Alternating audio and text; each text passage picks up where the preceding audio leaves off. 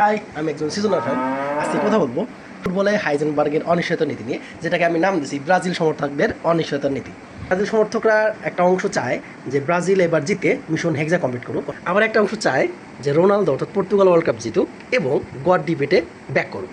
মজাটা ঠিক এখানেই, অর্থাৎ এখানেই তখন চলে আসে ব্রাজিল সমর্থকদের অনিশ্চয়তার নীতি। আমরা এটাকে কম্পেয়ার করতে পারি হাইজেনবার্গের অনিশ্চয়তার নীতির সাথে। এখানে ঘটনা হলো, যদি ব্রাজিল হেক্সা নিশ্চিত করে তাহলে পর্তুগালের ওয়ার্ল্ড কাপ জেতা হবে না। দ্যাট মিনস রোনালদো আর গড ডিবেটে ব্যাক করতে পারবে না কম্পেয়ার টু মেসি। আর দ্বিতীয় সমস্যা হলো, যদি রোনালদো ওয়ার্ল্ড কাপ জিতে গড ডিবেটে ব্যাক হওয়াটা নিশ্চিত করে তাহলে ব্রাজিলের মিশন হেক্সা কমপ্লিট হবে না, যেটা নিয়ে তারা 24 বছর ধরে স্বপ্ন দেখেছে। এই যে একটা নিশ্চিত হইতে গেলে আরেকটা অনিশ্চিত হয়ে যাচ্ছে, এই ঘটনাটাই বলা হয়েছে ব্রাজিল সমর্থকদের অনিশ্চিত নীতি, যেটা হাইজেনবার্গ কেমিস্ট্রির মধ্যে অনেকবার করে দেখাচ্ছেন, কেমিস্ট্রি বা ফিজিক্স যেটাই বলি না কেন।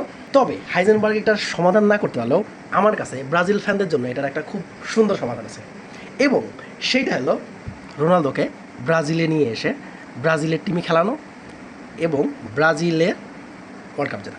কী হবে, এক ঢিলে দুই পাখি মরবে, অর্থাৎ মিশন হেক্সা কমপ্লিট হবে, সাথে করে রোনালদো ব্রাজিলের সাথে ওয়ার্ল্ড কাপ জেতার কারণে গড ডিবেটে কম্পেয়ার টু মেসি ব্যাক করবে। কেমন লাগলো? ব্রাজিল সমর্থকরা এখনই আওয়াজ তোলেন, না হলে কিন্তু এই অনিশ্চয়তার মধ্যেই ঘুরপাক খাওয়া লাগবে। টাটা।